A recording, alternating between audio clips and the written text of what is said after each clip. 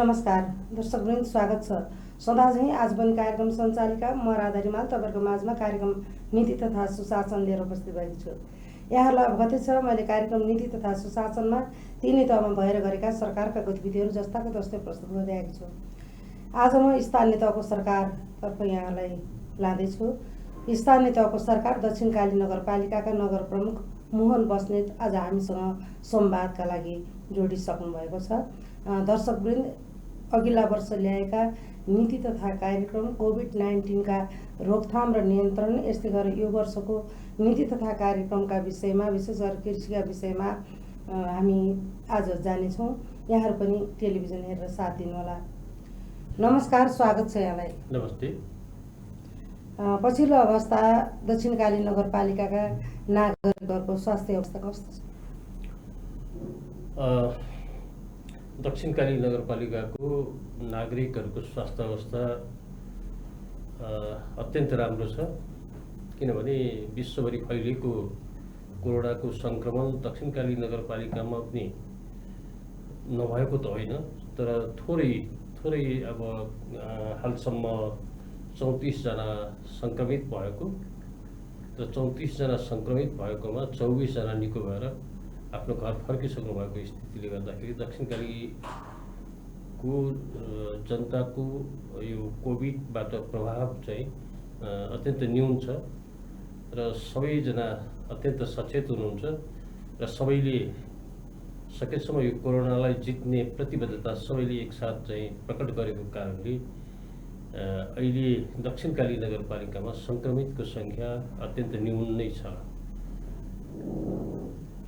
हजुर, यति बेला कोभिड-19 को एउटा सोच्दै नसोचेको महामारी आइपर्यो। यसको व्यवस्थापन र रोकथाम नियन्त्रणका लागि विशेष खालको स्वास्थ्य व्यवस्थापन कसरी गरियो? अवश्य पनि यो हामी नेपालीले मात्र होइन, विश्वभरि नै यो कोभिडको बारेमा हामी सबैले एउटा त्योभन्दा अगाडि कुनै चाहिँ हामीले चाहिँ त्यसको बारेमा अनुभव हासिल गरेको थिएनौँ र एकाएक यो रोगको सङ्क्रमणसँग जुझ्नु पर्दा हामी सबैले एक अर्को सहकार्यताको आधारमा हामी काम गर्दै आइरहेको छौँ र अहिले लगभग यो कोरोनाको बारेमा अझै पनि हामी पूर्ण रूपमा यसको बारेमा ज्ञान भइसकेको छैन। यद्यपि यो रोगलाई न्यूनीकरण गर्नको लागि स्वास्थ्य मन्त्रालयबाट विज्ञहरूद्वारा जारी निर्देशनलाई पालना गर्दै र सबैलाई यही क्रमको एउटा सचेतना अपनाउँदै हामीले काम गर्दै आएको छौँ र जनता पनि यसरी नै चाहिँ अगाडि बढ्नु भएको छ र लगभग यो सचेतना कार्यक्रमको आधारमा जसले यो सचेतना कार्यक्रमलाई पूर्ण रूपमा पालना गर्यो, रोगबाट बच्यो, जसले यो रोगलाई केही पनि होइन भनेर जथाभावी गर्यो, त्यो मान्छे चाहिँ सङ्क्रमणभित्र पर्ने भएको हुँदा हामी सबैले सचेतना अपनाउनु पर्छ। हजुर, यसको लागि विशेष गरेर विदेशबाट पनि नागरिकहरू आउने नै थिए, छिमेकी जिल्लाहरूबाट पनि आउने थिए तपाईँको नगरपालिकामा। ती नागरिकहरूको व्यवस्थापन, तिनीहरूलाई स्वास्थ्य क्षेत्रमा के प्रविधिहरू अपनाइएर आफ्नो नगरपालिका भित्राइयो? अब बाहिरबाट आउने कति छन्? अहिलेसम्म कति जति आए? लगभग दक्षिणकाली नगरपालिका देशको सबै स्थानीय तहहरूभित्रको सबै एक अर्कोमा जस्तो समस्या हो, दक्षिणकाली नगरपालिकामा त्यही समस्या हो। दक्षिणकाली नगरपालिकामा विदेशबाट आउनेको सङ्ख्या पनि धेरै नै छ। कमसेकम 100-150 को हाराहारीमा दक्षिणकाली नगरपालिकामा विदेशबाट फर्किने दाजुभाइ दिदीबहिनीहरू फर्कनु भएको छ र यो फर्कने क्रममा हामीले चाहिँ अब धेरै जसो उहाँहरू होम क्वारेन्टाइनमै बस्नुभयो र दक्षिणकाली नगरपालिकाले पनि आफ्नो क्वारेन्टाइन निर्माण गरेको 30 बेडको क्वारेन्टाइन निर्माण गरेको थियो र अझै पनि त्यो छ र यसमा आउनेहरू धेरै त्यो क्वारेन्टाइनमा बस्नुभयो र केही सङ्ख्यामा घरमै बसेर पनि उहाँहरू आफू क्वारेन्टाइनमा बसेर आफू रोगबाट मुक्त भएपछि उहाँहरूले आफ्नो व्यवस्थापन गर्नुभएको हो र सँगसँगै क्वारेन्टाइन मात्र नभइकन दक्षिणकाली नगरपालिकाले 20 बेडको आइसोलेसन कक्ष पनि हामीले सञ्चालन गरेको छौँ।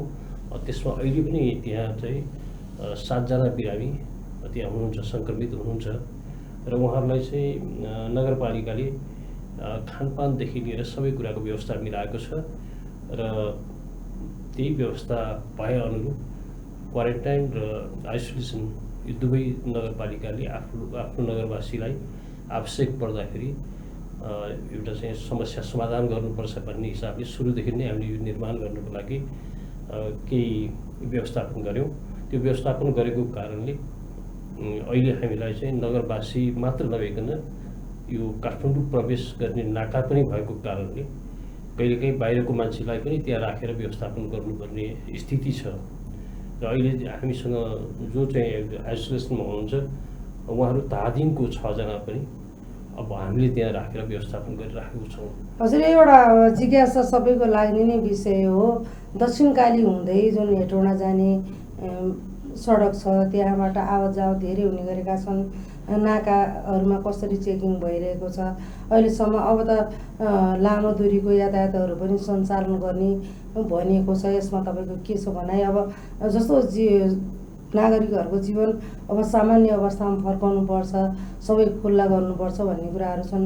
सरकारले यसरी घोषणा गरिसकेको छ, के छ तपाईँको भनाइ? गर्नुपर्ने हो? अब यहाँको चाहिँ जुन जिज्ञासा छ, अब यो दक्षिणकाली नगरपालिकाको मात्र होइन, देशको सबै नगरपालिकाको समस्या उस्तै नै हुन्छ। कतै कतै अलिकति थोरै भूगोलको कारणले केही फरक हुन सक्छ। र अहिले दक्षिणकाली नगरपालिकाको हिसाबमा मैले तपाईँसँग यो अन्तर्वार्ता दिइरहनु पर्दा दक्षिणकाली नगरपालिका उपत्यकाको दक्षिणी बेल्टमा रहेको जुन एउटा तराईबाट आउने छिर्ने नाकाको रूपमा रहेको नगरपालिका भएको कारणले नगरवासीको मात्र सुरक्षा दिएर नपुग्ने र उपत्यकालाई पनि सुरक्षित बनाउनको लागि केही न केही भूमिका खेल्नुपर्ने नगरपालिका भएको नाताले त्यो भूमिका खेलिरहँदाखेरि कहिलेकाहीँ धेरै असहज परिस्थितिको पनि सामना गर्नुपर्ने दिनहरू हामीले अनुभूति गऱ्यौँ। र यद्यपि धेरै लामो समयसम्म यो नाकाको व्यवस्थापन गर्दै आफ्नो नगरवासीको पनि कसरी सुरक्षित बनाउने भन्ने भूमिका खेल्दै हामीले काम गरेको अनुभव हेर्दा धेरै ठुलो कोसिसहरू हामी जनप्रतिनिधि र जनता सबै मिलेर कोसिस गर्दाखेरि अहिलेसम्म उपलब्धि हासिल गरेको छौँ। किनभने त्यति ठुलो नाकाको चापमा परेको नगरपालिका भइकन पनि अब थोरै मात्रामा मात्र सङ्क्रमित भएको नगरपालिका भनेर यसरी तपाईँसँग कुरा गर्न पाउँदा त्यो एउटा उपलब्धि हो। दोस्रो भनेको अब यो सधैँभरि यो लकडाउन र निषेध आज्ञा मात्र जारी गरेर जनतालाई घरभित्र थुनेर मात्र पनि समस्याको समाधान होइन। र यो समस्याको समाधान भनेको हामी सबै नै मिलेर सबैले आफ्नो ज्यानको सुरक्षाको लागि, आफू सुरक्षित बन्नको लागि र आफ्नो परिवार सुरक्षित बनाउनको लागि हामी सबैले सचेतना अपनाएर आफ्नो काम धन्दाहरूलाई अगाडि बढाउनुपर्छ भन्ने नै यो पछिल्लो हाम्रो एउटा निष्कर्ष जुन आइराखेको छ। र यो निष्कर्ष अनुसार यो निषेधाज्ञा खुकुलो भएको छ। र यो निषेधाज्ञा खुकुलो हुँदा एक खालको चाहिँ महामारी त उपत्यकामा देखिएको छ। यो उपत्यकामा देखिएको महामारीबाट फेरि हामी आत्तिएर यसलाई फेरि हामी लकडाउनतर्फ गयौँ भने अवश्य पनि हामीलाई चाहिँ गाह्रो चाहिँ हुन्छ नै। त्यसैले यो हामीले चाहिँ अब यो कोरोना सँगसँगै कसरी यति बेला यहाँलाई अझै मैले जोड्न चाहेँ, यति बेला त झन् दिन प्रतिदिन सङ्क्रमितहरू उपत्यकामा थपिँदै गएका छन्, मृत्यु भएको छ। यो अवस्थामा अब चारैपट्टिबाट खुकुलो बनाएर आवत जावत गर्दाखेरि झन् यो रोगले त विकराल रूप लिँदैन। अनि अवश्य पनि तपाईँको मात्र नभइकन आम एउटा चाहिँ जनताको भनाइ यही नै छ। र यतिखेर झन् अब लकडाउन कसिलो गर्नुपर्ने बेलामा झन् खुकुलो गर्दाखेरि समस्या होइन र भन्ने प्रश्न सरासर त्यो एकदमै ठिक पनि हो। तर अर्कोतर्फ फेरि हामी सधैँभरि आम नागरिकलाई घरमा थुनेर बाहिर निस्कनु हुन्न भनेर हामी भन्दै गर्दाखेरि उहाँहरूको समस्याप्रति पनि हामी चिन्तित हुनुपर्ने भएको हुँदा यतिखेर यो समस्याको समाधान भनेको कोरोना सँगसँगै हिँडेर कोरोनालाई जित्ने चाहिँ प्रयास हामीले गर्नुपर्ने परिस्थिति बनेको छ। किनभने कसरी कोरोनालाई जित्ने भन्ने विषयमा धेरै सचेतना हामीले फैलाइसकेको छौँ। र यो सामाजिक दूरी कायम गरेर आफ्नो काम धन्दाहरू गर्ने, मास्क लगाउनेदेखि लिएर धेरै यस्ता चाहिँ विधिहरू चाहिँ अपनाएर आफू पनि बच्ने र समाजलाई पनि बचाउने भन्ने खालको चाहिँ जुन एउटा उद्देश्य लिएर सबै नागरिकले, सबै जनताले हामीले त्यो अनुसार गर्न सक्यौँ भने यो समस्याको समाधान भन्नुभन्दा पनि समस्यालाई न्यूनीकरण गरेर जान सकिन्छ। यतातिर रोगलाई पनि केही न्यूनीकरण गर्न सकिन्छ भने आर्थिक दृष्टिकोणले पनि सबैको लागि चाहिँ अलिकति भोकमरीबाट बच्नको लागि केही समस्या समाधान हुन्छ र यसरी नै जानुपर्ने हाम्रो बाध्यता हो, यो नै हो। हजुर, अब म यता नीति तथा कार्यक्रमतिर जान लागि तपाईँले अघिल्लो वर्ष ल्याउनु भएको नीति तथा कार्यक्रम मार्फत राम्रा योजनाहरू थुप्रै थिए।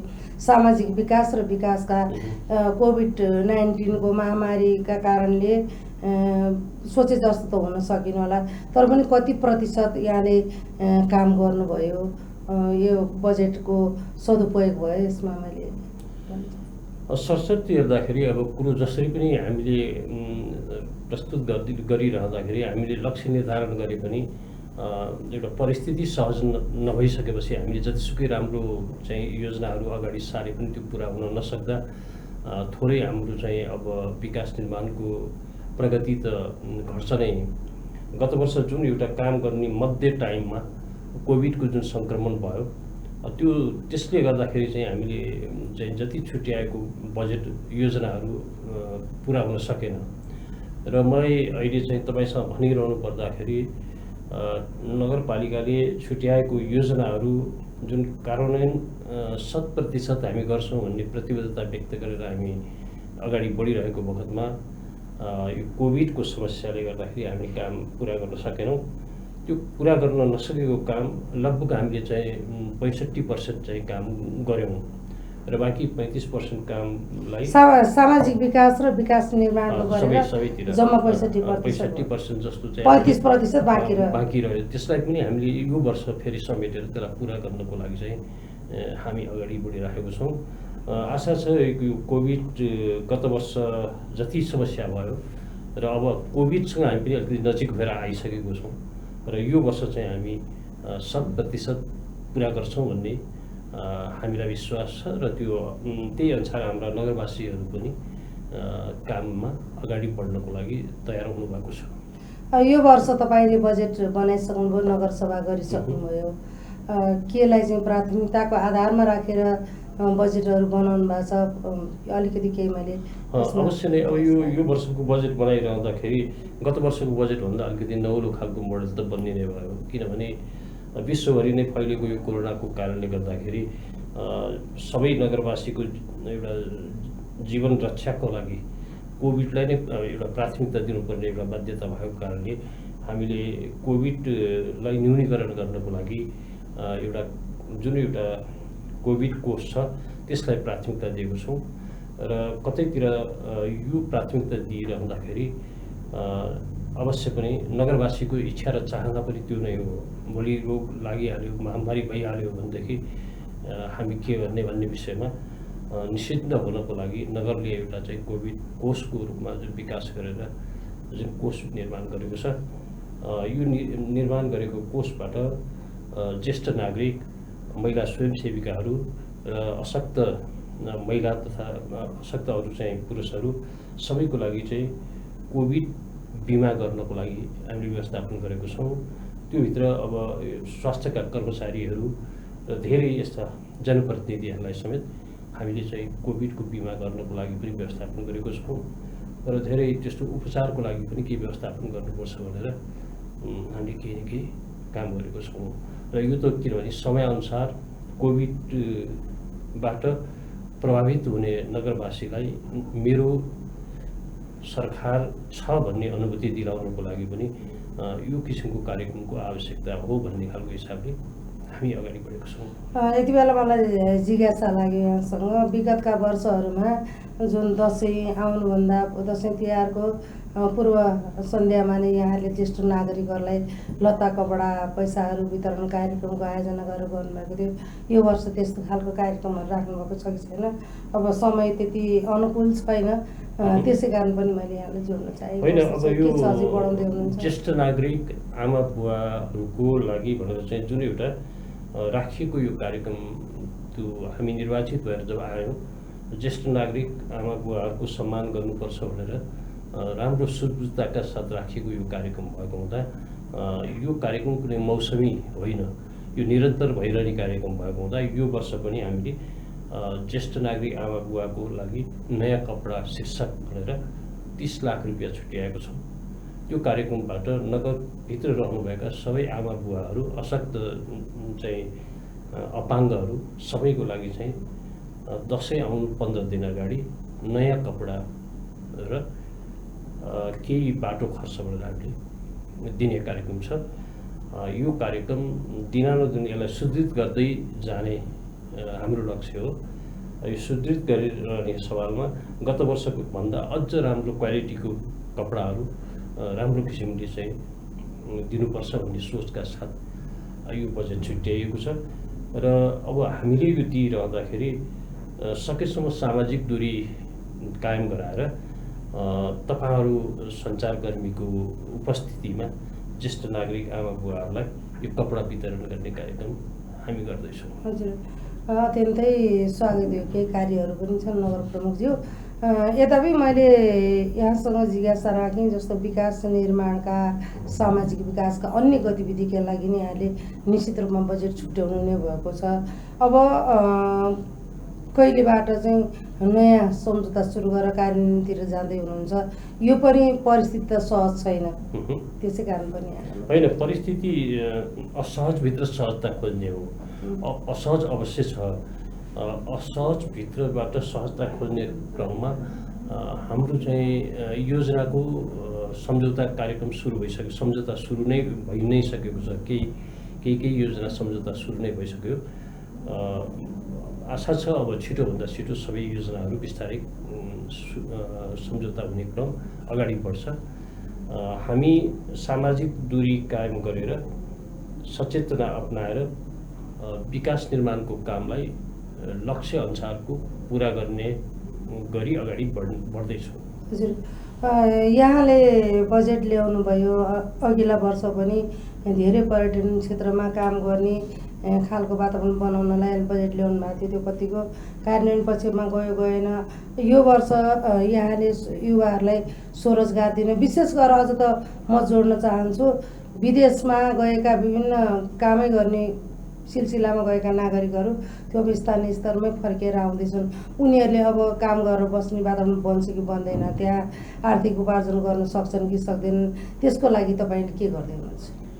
सबभन्दा ठुलो कुरो त हेर्नुहोस्, अब यो विदेशमा बस्ने नेपालीहरू जो विदेशबाट फर्कनु भएको छ, फर्कनु भएको नेपालीहरूलाई एउटा रोजगारी दिन सक्ने गरी व्यवस्थापन गर्नको लागि भन्नुभन्दा पनि विदेशबाट फर्कने नेपाली दाजुभाइ दिदीबहिनी र दक्षिणकाली नगरवासी दाजुभाइ दिदीबहिनीहरूलाई नगरभित्रै रहेर काम गर्नको लागि व्यवस्थापन गर्नको लागि भनेर हामीले नगरपालिकाले पनि केही बजेट विदेशबाट फर्कने युवाहरूलाई स्वरोजगार भनेर चाहिँ केही बजेटको व्यवस्थापन गरेको छौँ। र त्यो बजेटले मात्र पर्याप्त हुँदैन भनेर चाहिँ हामीले बैंकसँग पनि सम्झौता गरेर हामीले बैंकसँगबाट पनि एउटा न्यून ब्याजमा ऋण उपलब्ध गराउने एउटा प्रतिबद्धता पनि हामीले चाहिँ अगाडि बढाएको छौँ। र नगरपालिकाले तयार गरेको त्यस्तो किसिमको कार्यक्रममा पनि उहाँहरूलाई सहयोग गराउने सँगसँगै उहाँहरू हामी केही गर्छौँ भनेर भन्नुभयो भने नगरपालिकाको सिफारिसमा बैंकसँग लोन व्यवस्थापन गराउने समेतको कार्यक्रमहरू हामीले अगाडि बढाएको छौँ। तर अब अहिलेसम्म दक्षिणकाली नगरवासी चाहिँ जो विदेशबाट फर्किनेको सङ्ख्या चाहिँ त्यति ठुलो सङ्ख्या छैन। र त्यो सङ्ख्या नहुँदै पनि हामीले यो देशभरिको समस्या भएको कारणले हामीले पनि विदेशबाट फर्कने दाजुभाइ दिदीबहिनीहरूलाई चाहिँ म आफ्नै नगरभित्र बसेर काम गर्छु, मलाई मेरो नगर स्तरीय सरकारले केही सहयोग गरोस् भन्ने किसिमको खण्डमा त्यसरी आउनुभयो भनेदेखि चाहिँ हामीले सहयोग गर्नुपर्छ भन्ने हिसाबले कार्यक्रममा राखेको छौँ। हजुर, पक्कै पनि यहाँले गर्नुहुन्छ, हामीलाई विश्वास छ। अर्को एउटा जिज्ञासा चाहिँ के लाग्यो भन्दा तपाईँको कार्यकाल 3 वर्ष सकिसक्यो। हजुर, 5 वर्षको कार्यकाल होइन निश्चित। अब 2 वर्ष, चौथो वर्षमा रनिङ हुनुहुन्छ। तपाईँले जो दिएका प्रतिबद्धताहरू छन् जुन नागरिकहरूलाई, त्यो पुरा हुन सक्ला त? त्यो परिस्थितिले तपाईँले चाहे जस्तो काम हुन सकेका छैन, कतिको विश्वस्त हुनुहुन्छ तपाईँ? होइन, अब तपाईँले गरेको प्रश्न यो चाहिँ आम नगरवासीकै प्रश्न पनि हो होइन। र यसलाई मैले चाहिँ कसरी बुझेको छु त भन्दाखेरि यदि परिस्थिति सहज भएको भएदेखि यो हाम्रो जनप्रतिनिधिले कामहरू पुरा गर्थ्यो भन्ने कुरा त त्यसको मापन त जनताले गरिराख्नु भएको छ। अवश्य पनि समयले साथ नदिएको कारणले यो काम चाहिँ हुन सकेन भनेर सबैले नबुझे पनि धेरैले बुझ्न चाहनेले त्यो कुरा बुझ्नुहुन्छ। समय बिस्तारै 2-4वटा इन्टरभ्यू दिँदै गर्दा र धेरै यसो चाहिँ कुरा गर्दै गर्दाखेरि यो चाहिँ समय सकिएको कुरामा हामीले पनि मनन गरेको छौँ। तर केही कामहरू हामीले सकारात्मक कामहरू जुन एउटा समाजमा लगेको छौँ, यो समाजमा गएको सकारात्मक कामले अवश्य पनि हामीले बनाएको जनप्रतिनिधिले ठुल्ठुला विकास निर्माण गर्न इच्छा हुँदाहुँदै पनि नसके पनि तर जनप्रतिनिधिले गरेका र गर्न खोजेका राम्रा कामहरू चाहिँ छन् भन्ने खालको अनुभूति चाहिँ नगरवासीले प्राप्त गर्ने गरी नै हामीले काम अगाडि बढाइरहेको छौँ। त्यो शिक्षा, स्वास्थ्य, खानेपानी होइन अरू धेरै कुराहरूमा जो जनतासँग मैले खानेपानीकै विषयले उदाहरण गरिहाल्नु, मैले अझ यसलाई जोड्न चाहे दिगो लक्षित विकास अनुसार पनि सन् 2030सम्म त गरिसक्नुपर्छ। तपाईँले प्रत्येक कोही त्यस्ता घरै हुनु भएन जसको घरमा धारो छैन। यसको लागि कसरी थालनी भयो? सबभन्दा दक्षिणकाली नगरपालिकाभित्र खानेपानीको राम्रो व्यवस्थापन गर्नुपर्छ भन्ने हिसाबले अहिले वडै पछि राम्रा ट्याङ्कीहरू सबै वडामा 2-4वटा सबै ठाउँमा राम्रा खानेपानीका सोर्सहरू सङ्कलन गरेर त्यो ट्याङ्कीमा पानी हालेर जनताको घर घरसम्म चाहिँ धारो पुर्याउनको लागि चाहिँ प्रयासहरूको चाहिँ धेरै ठुलो प्रयास अगाडि बढेको छ र नगर स्तरीय भनेर चाहिँ अब एउटा ठुलो 5 लाख लिटरको ट्याङ्की बनाएर 3टै वडालाई समेट्ने गरी चाहिँ त्यो शेषनारायणको पानी तानेर माथि लैजाने गरी त्यसरी चाहिँ एउटा ठुलो ट्याङ्कीको हामीले निर्माण गरेको छौँ। अहिले काम तीव्र रूपमा भएको छ। यो दसैँ र तिहारको बिचमा हामी त्यो ट्याङ्कीबाट पानी व्यवस्थापन गर्दैछौँ र यस्तो अरू साना 1-1.5 लाख ट्याङ्की सबै वडामा निर्माण भइरहेको छ र सबै जनप्रतिनिधिलाई छिटोभन्दा छिटो काम गरेर जनताको मन जित्न आतुर छौँ हामी सबै नै। यहाँनिर मैले स्वास्थ्यको कुरा अझै जोड्न चाहे, हामी प्रसङ्गमै छौँ। एक स्थानीय तह एउटा हस्पिटल यो हुनै पर्ने छ।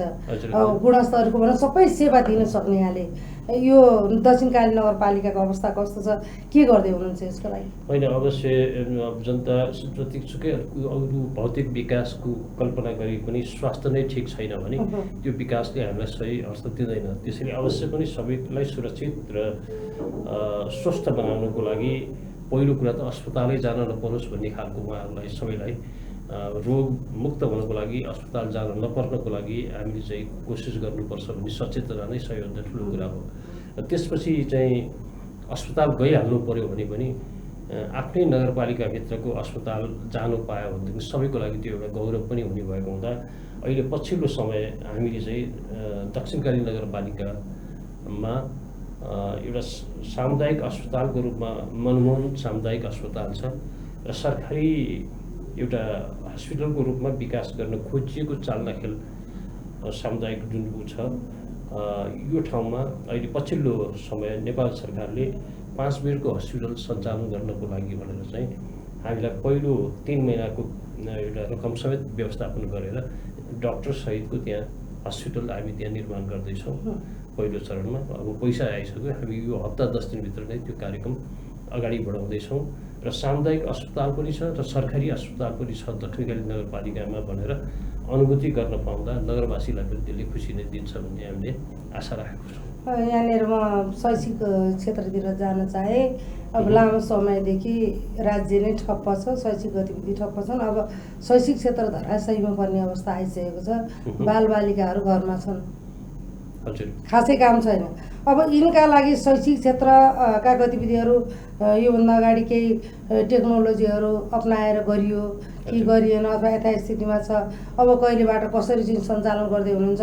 अरू खुल्ला भने शैक्षिक क्षेत्रको लागि खास तोकिरहेको अवस्था छैन, राज्यले निर्देशन दिएको छैन? अवश्य पनि अब तपाईँको प्रश्नमा के छ त भन्दाखेरि हामीलाई यो कोरोनाले केही हदसम्म बेफाइदा पनि गरेको छ र केही नयाँ कुराहरू पनि यसले सिकाइदिएको छ। यो हामी सबैले अनुभूति गरेकै कुरा हो। अब अहिले चाहिँ बडो चाहिँ यो कोरोनाले अलिकति आइटीलाई प्राथमिकता दिएको छ होइन, टेक्नोलोजीलाई बढी यो प्राथमिकता दिनुपर्ने बाध्यताले गर्दाखेरि हामीले चाहेर नचाहेर पनि त्यतातिर अलिकति अगाडि बढेको छौँ। धेरै विद्यार्थीहरू धेरै विद्यालयहरूले त यसरी पनि केही शैक्षिक क्षेत्रलाई अगाडि बढाएको छ र अलिकति हाम्रो भूगोल हाम्रो चाहिँ अलिकति भौगोलिक विकटता को समस्याले गर्दाखेरि सहरी क्षेत्रमा त्यो सम्भव भए पनि विकट क्षेत्रमा त्यो अलिकति पर्याप्त छैन।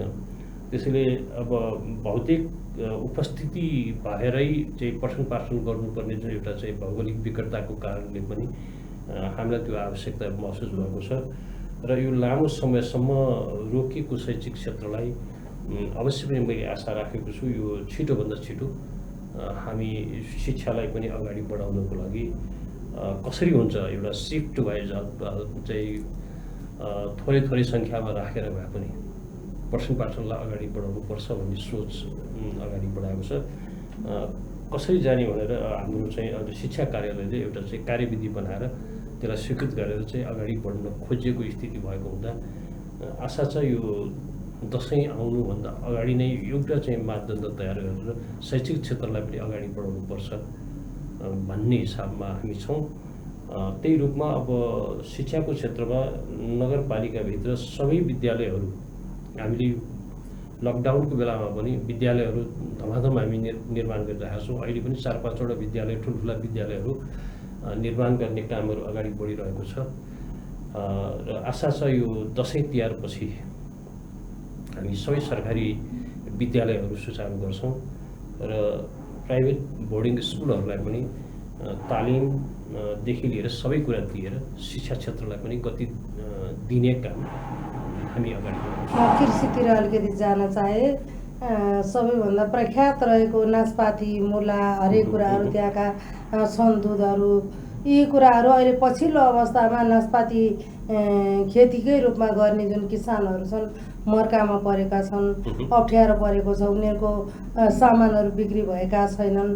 यसको लागि नगरपालिकाले कसरी सोचिरहेको छ कस्तो अवस्था छ कृषि क्षेत्रको यहाँले अगाडि कसरी बढाउँदै हुनुहुन्छ? सबभन्दा ठुलो त हेर्नुहोस् दक्षिणकाली नगरपालिका मात्र नभइकन नेपाल एउटा कृषिकै आधारबाट चिनिने देश भनेर हामी भन्ने गर्छौँ। त्यसैमा हामी गौरव मान्छौँ र त्यो गौरवता सँगसँगै म दक्षिणकाली नगरपालिकाको नगर प्रमुखको हिसाबले पनि दक्षिणकाली नगरपालिका कृषि योग्य जमिनले भरिभराउ भएको चाहिँ एउटा नगरपालिका भएको नाताले अवश्य पनि हामी यसको सदुपयोग गरेर जानुपर्छ। यो सदुपयोग गरेर जाने सवालमा अवश्य पनि हाम्रो भूमिहरू एकदम उर्वर भूमिहरू हामीसँग छ र हामीले यो काम गर्नुपर्छ भनेर हाम्रा किसानहरू एकदमै उत्साहित हुनुहुन्छ। यी कोभिडको बेलामा पनि हामीले धेरै अल्तालिएर दाल चामल बाँड्ने राहत बाँड्ने प्रशस्ति काम गऱ्यौँ। गर्दा गर्दै हामीलाई के अनुभव हुँला त भन्दा अब यसरी यो राहत मात्र बाँडेर सम्भव छैन। अर्को 2-4 महिनापछि भोकमरी साँच्चै सुरु हुन थाल्यो भने हाम्रा जमिनहरू बाँझो रह्यो भनेदेखि हामीलाई झन् यो गाह्रो हुन्छ भनेर हामीले कृषकहरूलाई मल बिउको राहत पनि हामीले वितरण गऱ्यौँ। मल बिउको राहत वितरण गरिरहँदाखेरि अहिले हामीले त्यो बिउबाट त्यो मलबाट उब्जिएको चाहिँ साग सब्जीदेखि लिएर धेरै कृषि योग्य चाहिँ जमिनहरूमा उर्वर भूमिबाट उत्पादित वस्तुलाई चाहिँ हामीले चाहिँ अहिले उपभोग गर्न पाउँदा त्यो एउटा राम्रो काम भयो भन्ने खालको हामीले अनुभूति गरेको छौँ। र अहिले दक्षिणकाली नगरपालिका यो अहिले हामीले राखेको नाम होइन, पुर्खौँदेखि फर्पिङको नासपाती भनिसकेपछि हामी सबैले एउटा गौरव ठान्ने जुन ठाउँ हो राज्यभरि यसको चर्चा छ। नासपाती खाँदा एउटा तपाईँ हाम्रो पनि मुख रसाउने नासपातीको कुरा गर्दाखेरि पनि मुख रसाउने जुन एउटा छ यसको अवश्य पनि यो वर्ष अलिकति ठुलो मूल्य जति आउनुपर्ने हो त्यति मूल्य आउन सकेन र यसरी यो मूल्य आउन नसके पनि अन्तको फलफुलहरू तरकारीहरू फ्याँकेको जस्तो दक्षिणकाली नगरपालिकाको नासपाती फ्याँक्नुपर्ने परिस्थिति चाहिँ बनेन। थोरै मूल्य कम भयो होला तर चाहिँ कृषकले त्यति नासपाती नै फ्याँक्नुपर्ने परिस्थिति चाहिँ बनेन। बिक्री जो सस्तो महँगो बिक्री गर्न सफल भयो। प्रसिद्ध अब एकदम अब दुधहरू पनि त्यस्तो विधि हामीले जथाभावी गरेर फ्याँक्नुपर्ने परिस्थिति बनेन र अवश्य पनि दक्षिणकाली नगरपालिका नासपाती गाउँ मात्र नभइकन पछिल्लो समय प्रदेश सरकारले दक्षिणकाली नगरपालिकाको 8 नम्बर वडालाई नासपाती ब्लक भनेर छुट्याइदिएको छ। बजेट 50 लाख रुपियाँ सरकारको 50 लाख रुपियाँ किसानको गरेर 1 करोड रुपियाँको चाहिँ कार्यक्रम त्यसमा छुट्टिएको छ। त्यसै गरी 2 नम्बर र 3 नम्बर वडालाई चाहिँ तरकारी पकेट क्षेत्र भनेर त्यहाँ पनि कार्यक्रम छुट्याएको छ र लगभग 9 नम्बर वडालाई लप्सी पकेट क्षेत्र भनेर यसरी विभिन्न वडालाई कृषि उपजको रूपमा पकेट क्षेत्रहरू घोषणा गर्दै हामी अगाडि बढिरहेको छौँ र उत्पादनलाई पछिल्लो समय किसानहरू विदेशबाट फर्कने दाजुभाइ दिदीबहिनीहरूले पनि विदेशमा सिकेको प्रविधिबाट कृषि चाहिँ उत्पादनमा वृद्धि गराइराखेको र उहाँहरू त्यो कृषिमा एकदमै उत्साहित भएर काम गरेको विभिन्न वडामा तरकारीका टनेलहरू 50औं 100औंको सङ्ख्यामा देख्न पाइन्छ। यसले गर्दाखेरि कृषिलाई उच्च प्राथमिकताका साथ काम भइरहेको र काम गर्नको लागि नगरपालिकाले पनि प्रोत्साहित गरिरहेको कुरा म तपाईँलाई जानकारी दिन्छु। यति बेला म जोड्न चाहेँ अझै यहाँसँग एउटा प्रधानमन्त्री रोजगार र स्वरोजगार कार्यक्रमहरू भए, अन्य कुराहरू शैक्षिक क्षेत्रका भए, यी कुराहरू आइरहँदा विगतका दिनहरूमा पनि शैक्षिकका कुराहरू आउँदा एउटा विद्यार्थीले अब सर्टिफिकेट धितो राखेर पनि कर्जा पाउने र उद्यम खोल्न सक्ने भनेर नेपाल सरकारले जुन घोषणा गर्यो, तर कार्यान्वयन पक्षमा जाँदा कहिले सङ्घीय सरकारको ढकढकाउनु पर्ने, कहिले प्रदेशको, कहिले स्थानीयमा पूर्ण रूपले अधिकार नभएका त्यो सर्टिफिकेटहरू घुम्दै गएर अन्तिममा थाकेर बसेका तितो यथार्थता छ। यो दक्षिणकाली नगरपालिकाको मात्रै होइन, राष्ट्रिय इस्यु नै हो होइन। यसको लागि फेरि पनि यहाँले अघि ल्याउनु भएका बजेट जो युवा स्वरोजगारका लागि भनिरहनु भएको छ, नयाँ केही काम गर्दैछौँ, गर्ने वातावरण बन्छ भन्दै हुनुहुन्छ। यसको लागि अझ व्यवस्थापन गर्नको लागि दक्षिणकाली नगरपालिकाले के गरिरहेको छ, कसरी सोचिरहेको छ, कसरी व्यवस्थापन हुन्छ, ती अब पनि त्यसै गरी नागरिकहरू रुष्ट भएर फर्किने अवस्था आउँछ कि अथवा यसलाई अगाडि अझ हौसला दिएर बढाउँदै हुनुहुन्छ? अहिले सबभन्दा ठुलो कुरा त हेर्नुहोस्, अब युवाहरूमा पनि एउटा जोस र जाँगर छ। त्यो जोस र जाँगरलाई सही किसिमले सदुपयोग गर्नुपर्छ। त्यो परिवारको तर्फबाट त्यो सोच हुन्छ र एउटा चाहिँ अब नगरपालिकाको तर्फबाट आफ्नो नगरवासी युवा युवतीहरू जो एउटा चाहिँ आफू उद्यमी बन्न चाहनुहुन्छ उहाँहरूको लागि हामी पहिलो उसमा तालिमै दिन्छौँ। तालिम दिएर यदि उहाँहरू चाहिँ यो नगरमा बसेर केही काम गर्न चाहन्छु भन्नुहुन्छ भने ब्याङ्कसँग हामी व्यवस्थापन जोड दिन्छौँ होइन। ब्याङ्कसँग जोडेर उहाँलाई त्यो उद्यमी बनाउनुको लागि हामी तालिम दिएर अगाडि बढाउन खोजेको कुरा मैले अघि नै पनि भने, फेरि पनि म यो कुरा तपाईँ मार्फत सबै नगरवासी युवा सबै रोजगारी गर्न चाहने आदरणीय व्यक्तित्वहरूलाई पनि म यो जानकारी गराउन चाहन्छु। र यदि होइन म एकदमै तालिम प्राप्त भएर म विदेशै जान्छु भनेर भन्नुहुन्छ भने पनि त्यत्तिकै जानुभन्दा तालिम प्राप्त गरेर विदेश जाँदाखेरि अवश्य पनि त्यहाँ राम्रो हुन्छ होइन। मैले विदेशमा तालिम लिएर आएँ, म तालिम लिएर आइसकेपछि म यही ठाउँमा काम गर्छु भन्नुहुन्छ भने अझ बढी दक्ष बनाएर उहाँहरूलाई चाहिँ ब्याङ्किङ प्रोसेसबाट पनि उहाँहरूको उद्यमशीलतालाई अगाडि बढाउनको लागि हामी पुलको रूपमा काम गर्छौँ भनेर मैले यहाँलाई जानकारी गराएँ। यहाँलाई जोड्नै पर्ने हुन्छ। मैले अब यता बालबालिकातिर गएँ, महिलातिर गएँ, विशेष गरेर अहिले पछिल्लो अवस्था त्यहाँका बालबालिकाको स्थिति कस्तो छ र महिलाहरूको लागि यहाँले धेरै कामहरू त गर्न खोज्नु भएको थियो, तर पनि विषम परिस्थिति सकिएको छैन। महिलाहरूको अवस्था कस्तो छ, महिलाहरूलाई अब कसरी अगाडि बढाउँदै हुनुहुन्छ? होइन, सबभन्दा ठुलो त हेर्नुहोस्, महिला बालबालिका तथा अब ज्येष्ठ नागरिक सबैलाई सम्मान गर्नुपर्छ र उचित किसिमको चाहिँ हामीले चाहिँ व्यवस्थापन गर्नुपर्छ भनेर बजेटदेखि लिएर नीति तथा कार्यक्रमदेखि लिएर सबै कुराबाट हामी शीर्षक वाइज बजेटको व्यवस्थापन गरेको छौँ। त्यो थोरै किन नहोस् र ज्येष्ठ नागरिकहरूको लागि वर्षभरि उहाँहरूको स्वास्थ्य परीक्षण गर्ने, उहाँहरूलाई चाहिँ स्वास्थ्यकर्मीले महिनाको एकपटक उहाँहरूको चाहिँ घरमै गएर चाहिँ स्वास्थ्य परीक्षण गर्ने र उहाँहरूलाई आवश्यक पर्ने औषधि मूल्य चाहिँ घरमै सकेसम्म पुर्याउने कार्यक्रमबाट चाहिँ ज्येष्ठ नागरिकहरूलाई चाहिँ अपाङ्गहरूलाई चाहिँ हामीले सम्मान गर्ने कार्यक्रम छ भने बालबालिकाको लागि पनि हामीले कार्यक्रममा राखेको छौँ। अवश्य पनि त्यो कार्यक्रम मार्फत लाभान्वित बालबालिका पनि हुनुहुनेछ र महिलाहरूको लागि पनि हामीले महिला तथा बालबालिका एउटा चाहिँ शीर्षक राखेर चाहिँ बजेटको व्यवस्थापन गरेको हुँदा अवश्य पनि यी सबै कामहरू हामीले अगाडि बढाइरहँदाखेरि सबैले अनुभूति गर्नुहुने छ कि हाम्रो लागि पनि नगर सरकारले बजेटको व्यवस्थापन गरेको रहेछ, त्यो बजेटबाट हामी केही न केही लाभान्वित भयौँ भन्ने खालको अनुभूति उहाँहरूले गर्नुहुनेछ। तपाईँले सोचिरहनु भएको 5 वर्षभित्रको अवधिमा म यी काम गर्छु जितेर गइसकेपछि कुर्सीमा बसिसकेपछि भनेर जुन एउटा एम लिनुभएको थियो, वचनबद्धता दिनुभएको थियो, तपाईँको विचारमा के ढिला सुस्ती भएको छ? अबको तपाईँको बाँकी कार्यकालमा तपाईँले दिएका वचनबद्धताहरू अनुसारका काम सकिन्छ? होइन, सबभन्दा ठुलो कुरा हेर्नुहोस्, तपाईँले गरेको प्रश्नमा मैले यस्तो किसिमको प्रतिबद्धता र आफैले पनि एउटा चाहिँ आफूलाई मैले ठानेको थिएँ कि म सकेसम्म धेरै विकास गर्छु, धेरै काम गर्छु, तर झुकिएर पनि के भन्दाखेरि जनताप्रति नराम्रो हुने, कुठाराघात हुने काम चाहिँ कहिले पनि म गर्दिनँ। होइन, धेरै ठुल्ठुला विकास गरौँला, यो गरौँला, त्यो गरौँला, त्यो कल्पना त सबै जनप्रतिनिधिले गर्नु नै हुन्छ। तर के भन्दाखेरि आफूलाई जसले मत दिएर त्यहाँ पठायो उहाँहरूलाई नै दुःख कष्ट हुने काम चाहिँ झुकिएर पनि कल्पना पनि हामी गर्दिनौँ भन्ने खालको जुन प्रतिबद्धता हो त्यो चाहिँ मैले पुरा गरेको छु। र अरू बाँकी विकास निर्माण त म गर्दै गर्नेछु। र मेरो जनप्रतिनिधिले हामीप्रति राम्रो धेरै ठुल्ठुला विकास निर्माण गर्न नसके पनि नराम्रो चाहिँ काम गरेको छैन है भन्ने खालको चाहिँ अनुभूति चाहिँ दिलाउन म सफल भएको छु। सबै काम सकिन्न, जति सकिन्छ विश्वास हुने एकदम विश्वासको आधारमा काम हुन्छ र जनताले प्राथमिकता तोकेको कामलाई हामीले प्राथमिकता दिने हो। हामीले कामलाई प्राथमिकता भन्दा पनि जनताले प्राथमिकता दिएर यो चाहिँ चिज मलाई चाहियो भनेर आएको चाहिँ विकास त्यो दिगो विकास हो। र जनप्रतिनिधिलाई चाहिए र ठुल्ठुलो चाहिँ एउटा भौतिक ऊ मात्र बनाएर पनि त्यो सम्भव हुँदैन।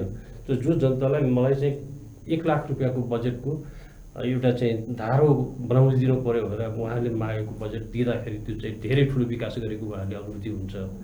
त्यसैले यस्ता कामहरू जनताको चाहना अनुसारको काम गर्नको लागि निरन्तर लागिराखेको छु र लाग्नेछु। र अवश्य पनि जनताको सेवा गर्नको लागि त्यहाँ गएको कारणले सधैँभरि यो सेवा गर्ने मान्छेको लागि त्यो जनप्रतिनिधि हुँदा नहुँदा पनि त्यो भावना चाहिँ सधैँभरि जीवित रहिरहन्छ। र अहिले चाहिँ सकेसम्म मैले यो गर्छु भनेर त्यतिखेर भनेका ठुल्ठुला कुरा के होइन, म विकास राम्रो गर्छु भनेर मैले भने हुँ होइन। र विकास राम्रोसँग अगाडि बढिरहेको छ सबै ठाउँमा। अवश्य विश्वस्त हुनुहुन्छ यहाँले जुन नागरिकहरूको अगाडि प्रति दिएका प्रतिबद्धता पूर्ण हुन्छ? अवश्य पुरा हुनेछ र नागरिकको मनभित्रको विकासलाई म पुरा गर्छु भन्ने खालको म ढुक्क छु। त्यो हामी कार्यक्रमको अन्ततिर आउन लागिसक्यौँ। जिज्ञासा एउटा अत्यन्तै कौतूहलताको विषय बनेको छ, यो आम नागरिकको विषय हो। पछिल्लो अवस्थामा हिजोको भन्दा फरक दृष्टिबाट हेरिँदैछ कोभिड-19लाई र यो एउटा हुइया हो। यो चाहिँ खासमा त्यस्तो खालको केही होइन। यो चाहिँ बढी चाहिँ मानिसहरूलाई त्रसित बनाएर रोगले भन्दा पनि भोगले मर्ने वातावरण चाहिँ जुन राज्यले बनायो भनेर पनि आरोप आएका छन्। यसरी विभिन्न समुदायका अगुवाई व्यक्तित्वहरूले, प्रतिष्ठित व्यक्तित्वहरूले पनि सङ्घ संस्थाले आवाज उठाइरहेका छन्। कोभिड भनेको हिजो पनि थियो, भोलि पनि हुन्छ, नाम अलग भयो। यो चाहिँ सामान्य रोग नै हो। यसले चाहिँ विकराल रूप लियो र राज्यको ढुकुटी सिद्ध्याउने काम भयो, नागरिक नङ्ग्याउने काम भयो भन्ने कुराहरू आएका छन्। यसमा तपाईँको के छ मत? तर्क गर्नु एकदमै राम्रो हो। तर्कबाट नै सही कुरा आउँछ र हामी जस्तो धेरै चाहिँ अब जनप्रतिनिधिहरू, तिनै तहका सरकारका प्रमुखहरू र सबै जनप्रतिनिधिहरूबाट यो कोभिडको बारेमा विभिन्न चरणमा चाहिँ एउटा विश्लेषण र यसको अनुसन्धान गर्ने कामहरू त अवश्य पनि भइरहेको छ। र यतिखेर मैले चाहिँ यो कोभिड रोगै होइन भनेर म भन्न सक्दिनँ, किनभने धमाधम कोभिडकै कारणले मान्छेहरू मरेको भन्ने हामी दैनिक काउन्ट गरिरहेका छौँ भने यो रोगै होइन भनेर भन्न चाहिँ अब मिल्दैन। यो रोग हो। रोग अरू यो चाहिँ कुरो त पक्का हो नि त। फेरि नागरिकहरू जति बेला सङ्क्रमितको सुरुवात भएको थियो ठप्प पारियो, बन्द बसे होइन। जब चाहिँ उग्र रूप लिएर चाहिँ अगाडि बढ्दै गयो, सङ्क्रमितहरू थपिँदै गयो, खुल्ला भयो, अनि अब त नागरिकहरूलाई पनि विश्वास हुन छोडिसकेको छ एक किसिमले होइन। निडर पनि भइसके। अगाडि अब रोगले भन्दा भोगले मरिन्छ भन्ने डर भइसक्यो। तपाईँको प्रश्न कहाँनिर सही छ भने यो कोभिड रोगै होइन भनेर चाहिँ भन्न मिल्दैन। कोभिड रोग हो। रोग भए पनि अरू पनि धेरै रोगहरू हामीसँग छ। अरू कोभिड लगायतका अरू रोगहरू पनि, डरलाग्दा रोगहरू पनि हामीसँग छ नि। भए पनि हामीले चाहिँ त्यसलाई व्यवस्थापन गरेर जसरी गइराखेको हौँ, अहिलेको यो कोभिड रोगलाई पनि हामीले त्यही दर्जा दिएर कोभिड हो होइन भन्नेतिर गयौँ भने हामी आपसी एउटा चाहिँ उसमा विवादमा पर्छौँ। कोभिड रोग हो, रोग भए पनि यसरी चाहिँ लकडाउन गरेर बन्दाबन्दी गरेर सबैलाई निषेधाज्ञा जारी गरेर हामीले कल्पना गऱ्यौँ यो महिना दुई महिना हो भने हामी जस्तो गरिब मुलुकले थ्याक्न सक्छ, त्यतिसम्म थ्याक्न सक्छ भन्ने हिसाबले प्रयास गऱ्यौँ। जस्तो सुरुवातमा यो कोभिड सुरु हुँदाखेरि गरेका क्रियाकलापहरूदेखि हेर्दाखेरि हामी आफैलाई हाँस उठ्ने पनि गऱ्यौँ। वडा वडामा गएर औषधि छर्ने यो दुनियाँ हामीले धेरै काम गरेका छौँ। त्यो हेर्दाखेरि त्यो ठिक गऱ्यौँ कि बेठिक गऱ्यौँ त्यो आफैलाई प्रश्न गर्ने बेला पनि छ। त जे होस् एउटा राम्रो यो रोगलाई घटाउनुपर्छ भनेर चाहिँ हामी अगाडि बढेको कारणले त्यो अलिअलि खर्च भए पनि त्यो सही नै भयो होला भनेर हामीले ठान्नुपर्छ। तर अवश्य पनि कोभिड रोग होइन भन्नेतिर जानुभन्दा यो रोग हो, तर योसँग आत्तिएर अब सधैँभरि घरभित्र लुकेर बसेर चाहिँ हुँदैन है। कमसेकम एउटा भोकमरी भयो भने, भोकबाट मर्यो भने त्यो झन् ठुलो चाहिँ विडम्बना हुनसक्छ। त्यसैले यो व्यवस्थापन गरेर कोभिडलाई पनि हो, तर यसलाई चाहिँ सँगै गएर सामाजिक दूरी कायम गरेर अगाडि बढ्यौँ यदि भने यो कोभिड आफ्नो ठाउँमा रहन्छ, हाम्रो काम अगाडि बढिरहन्छ भन्ने हिसाबले हामी जानुपर्छ। यहाँलाई जोड्न चाहिँ पछिल्लो अवस्थामा वास्तवमा भन्यो भने स्थानीय सरकार नहुँदो हो त जनताले त्यस्तो खालको अनुभूति पनि गर्न पाउँदैन थियो। नजिकबाट लड्ने भिड्ने स्थानीय तहलाई जुन निर्देशन गरियो त्यही अनुसारको परिचालित भयो। तर तपाईँ कतिको सन्तुष्टि हुनुहुन्छ एउटा नागरिकको हैसियतले यहाँले भन्नुपर्दाखेरि जनप्रतिनिधि आफ्नो ठाउँमा हुनुहुन्छ होला, सङ्घीय सरकार प्रादेशिक सरकार जोले नीति निर्णय बनाएर जुन कार्य आदेश गरे त्यसमा कतिको सन्तुष्ट हुनुहुन्छ? आम नागरिक कतिको प्रभाव परेको छ त्यसको? सबभन्दा ठुलो त हेर्नुहोस्, अब सरकार नहुँदो त के हुन्थ्यो होला भन्ने कुरा भयो होइन। अब अहिले हामी स्थानीय तहको सरकारले धेरै ठुलो काम गऱ्यौँ, राम्रो काम गऱ्यौँ, अरूले चाहिँ गरेन भन्नेतिर भन्दा पनि तिनै तहको सरकारले एक अर्कोमा मिलेर समन्वय जति गर्नुपर्ने थियो त्यति समन्वय चाहिँ अलिकति कम भएको हो। र बाँकी कुरो चाहिँ केन्द्रीय सरकार र प्रदेश सरकार र स्थानीय सरकारले यतिखेर यो कोरोना सङ्क्रमणको बेलामा भूमिका थोरै घटी बढी मात्र होला, तर सबैले गर्नुभएको छ भनेर हामीले भन्यौँ भने सबैतिर एउटा चाहिँ ठिक हुने कुरा रह्यो। तर यहाँ यतिखेर इन्टरभ्यू दिइरहँदाखेरि मैले चाहिँ बेस गरी काम गरेँ, अरूले गर्नु भएन भन्ने काम चाहिँ त्यो ठिक थोरै मैले चाहिँ के भन्न चाहेँ त भन्दाखेरि केही कमी कमजोरी तीन तहको सरकार हुँदाखेरि तिनै तहको समन्वयकारी भूमिका चाहिँ केही कमजोर भएको हो, त्यो कुरामा चाहिँ स्वीकार्नुपर्छ। तर जनताले अनुभूति गर्ने भनेको के भने स्थानीय सरकारले जति आफ्नो स्थानमा चाहिँ काम गर्न सक्छ, उसलाई सहज हुन्छ, त्यो त्यतिकै मात्रामा प्रदेश सरकारले काम गर्न आउनको लागि गाह्रो हुन्छ। त्यसकारण जनताले अनुभूति गर्ने भनेको स्थानीय सरकारको तर्फबाट घर घरमा ल्याउने सेवा भनेको चाहिँ स्थानीय सरकारले गर्ने सेवा हो। त्यसलाई स्रोत चार्जबाट सम्पन्न बनाउने भनेको त प्रदेश र सङ्घीय सरकारले बनाउनु पर्ने हो। त्यो कुरामा थोरै कमजोरी भएको छ, नत्र भनेदेखि चाहिँ सबै कुरा राम्रो छ, पोजिटिभ कुराहरू छन् तपाईँका। र पछिल्लो अवस्था भन्दा पनि सुरुवातका दिनदेखि नै जुन 21-22वटा एकल अधिकार दियो स्थानीय तहलाई, त्योभन्दा अतिरिक्त भएका पनि अधिकारहरू पूर्ण रूपमा कार्यान्वयन पक्षमा स्थानीय तहले गर्न नपाएको, लागू गर्न नसकेका कुराहरू सङ्घीय सरकारको तर्फबाट रोकावट आएका, त्यसलाई कुण्ठित गरिएको छ भनेर जनप्रतिनिधिहरू स्थानीय तहका प्रमुखहरूको आवाज छ। यसमा यहाँको के छ भने? होइन, सबभन्दा ठुलो यो अलिकति परम्परावादी चिन्तनलाई एकैचोटि हामीले चाहिँ संविधान लेखन गरे पनि जेसुकै गरे पनि हामी मान्छे त हामी नेपाली नै छौँ र त्यसै धेरै चाहिँ के भने अब सङ्घीय उसबाट चाहिँ अलिकति तल्लो तहमा अधिकार दिइरहँदाखेरि त्यसलाई अलिकति केन्द्रीकृत गर्न खोजिनु त्यो हाम्रो स्वभावै होला।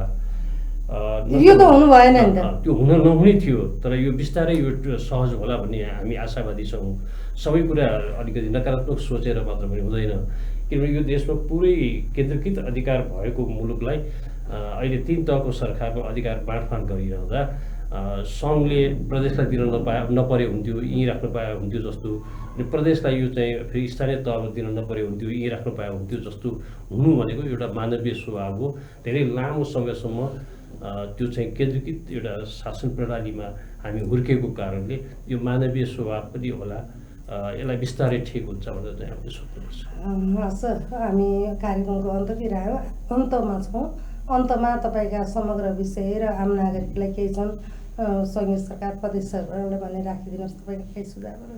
होइन, मेरो अन्तमा तपाईँ लगायत सबै अब यो अन्तर्वार्ता सुन्नुहुने दक्षिणकाली नगरवासी आमा बा दाजुभाइ सबैलाई म के भन्न चाहन्छु त भन्दाखेरि हामीले नसोचेको परिस्थितिसँग सामना गर्नुपर्ने जुन एउटा दिन हामी सामु आइलागेको छ, यो खण्डमा हामी सबै मिलेर मात्र यो रोगलाई परास्त गर्न सक्छौँ।